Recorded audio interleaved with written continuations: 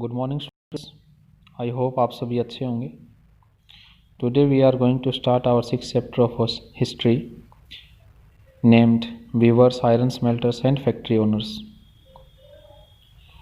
आपने ये 2 pages read कर लिए होंगे। एक्सप्लेनेशन मैं अभी कर देता हूँ इसकी। तो इसमें मेन चीज़ें 2 हैं। इसमें हम पढ़ेंगे टेक्सटाइल्स और आयरन एंड स्टील इंडस्ट्रीज़ के बारे में कि किस तरह से ब्रिटिशर्स इंडिया के अंदर आए थे बिजनेसमैन बनकर, और उन्होंने किस तरह से इंडिया को अपनी कॉलोनी बना लिया था और यहाँ के रिसोर्सेज का यूज़ किया था। Let us start. This chapter tells the story of the crafts and industries of India during British rule by focusing on 2 industries, namely textiles and iron and steel.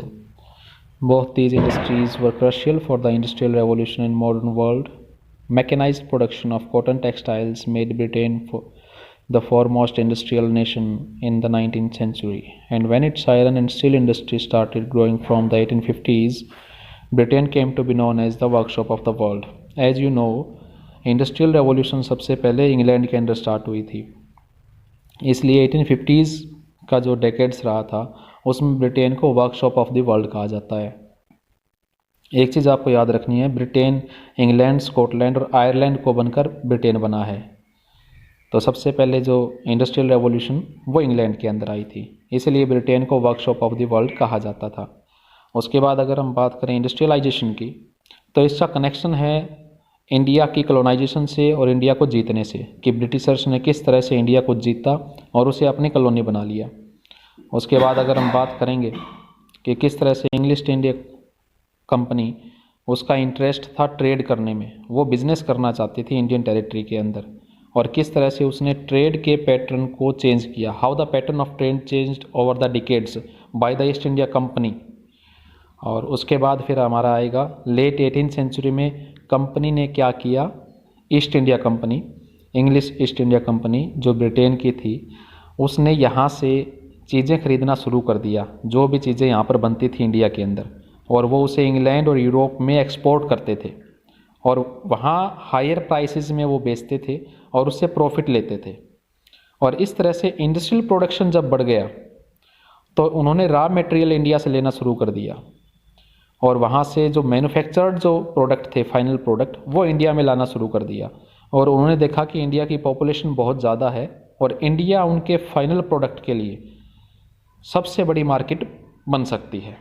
तो किस तरह से इंडियन क्राफ्ट्स पर और Indian industries पर उसका असर पड़ा, इन क्वेश्चंस का answer we will find in this chapter. Yes, Indian textiles and the world market. As you know, आप जानते हैं कि 1750 के आसपास तक, जब तक ब्रिटिश ने बंगाल को नहीं जीता था, तब तक ब्रिटिशर्स ने बंगाल को 1750s के डेकेड्स में जीत लिया था, तो उस समय तक इंडिया जो है वो कॉटन टेक्सटाइल का सबसे बड़ा प्रोड्यूसर था दुनिया के अंदर। और इंडिया की जो टेक्सटाइल्स थी वो अपने फाइन क्वालिटी के लिए और क्राफ्टमैनशिप के लिए जानी जाती थी, और इसका बिजनेस होता था South East Asia, Java, Sumatra, Penang, West and Central Asia के साथ। और 16th सेंचुरी में जब यूरोपियन कंपनी आई थी यहाँ पर, ट्रेडिंग कंपनी, चाहे वो पुर्तगीज़ हो, चाहे वो डचीज़ हो, चाहे वो फ्रेंच हो, उन्होंने सब ने इसका बिजनेस शुरू किया था टेक्सटाइल्स का। यहाँ से वो एक्सपोर्ट करते थे, यहाँ से ख़रीद लेते और फिर एक्सपोर्ट करते थे।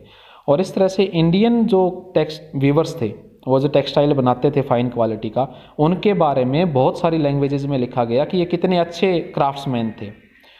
तो इन्हीं के बारे में हम पढ़ेंगे कि कौन कौन से वर्ड्स इनके लिए यूज़ किए गए थे।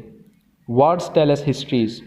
तो यूरोपियन ट्रेडर्स जो है वो सबसे पहले अरब से आए थे। अरब मर्चेंट्स जो थे वो अपने साथ इंडियन टेक्सटाइल को, कॉटन को लेकर गए थे यहाँ से, जो बहुत बढ़िया तरीके से वेव किया गया था उसको। और वो आए थे मोसुल नाम की जगह से, जो आज इराक में है, और इसीलिए वो जो कॉटन लेकर गए थे उसको मसलिन कहा गया, इस वर्ड को। उसके बाद पुर्तगीज जैसे केरल में आए थे, कालीकट में, वहाँ से वो स्पाइसेस लेकर गए थे और स्पाइसेस के साथ वो अपना टेक्सटाइल लेकर चले गए। और कालीकट में आने की वजह से वो जैसे ही वहाँ पहुँचे तो उनको कैलिको नाम दिया गया, कॉटन टेक्सटाइल्स को। उसके बाद हम देखते हैं कि कितनी डिमांड यहाँ पर की गई उनकी कॉटन टेक्सटाइल्स की। देखिए 98 वेराइटीज़ थी उस समय कॉटन और सिल्क क्लोथ्स की। और फर्स्ट जो पहले साल का ऑर्डर था इंडियन के क्लोथ्स का ईस्ट इंडिया कंपनी की तरफ से, जो यूरोप से आया था, इंग्लैंड से मेनली, वो था 5,89,000 पीसीज ऑफ क्लॉथ्स। और क्लॉथ की जो हम अगर लेंथ की बात करें तो वो 20 यार्ड्स लॉन्ग होता था कपड़े का एक रोल, और 1 यार्ड जो है उसकी चौड़ाई होती थी। तो इस तरह से आपने देखा कि 2-3 वर्ड जो इम्पोर्टेंट यहाँ पर आए हैं, मसलिन और उसके बाद कैलिको। और हमने यहाँ पर देखा इन पेजेस पर कि किस तरह से इंडिया जो है वो सबसे बड़ा कॉटन टेक्सटाइल्स का प्रोड्यूसर रहा, पूरी दुनिया का बिजनेस कहाँ कहाँ था ये हमने देखा।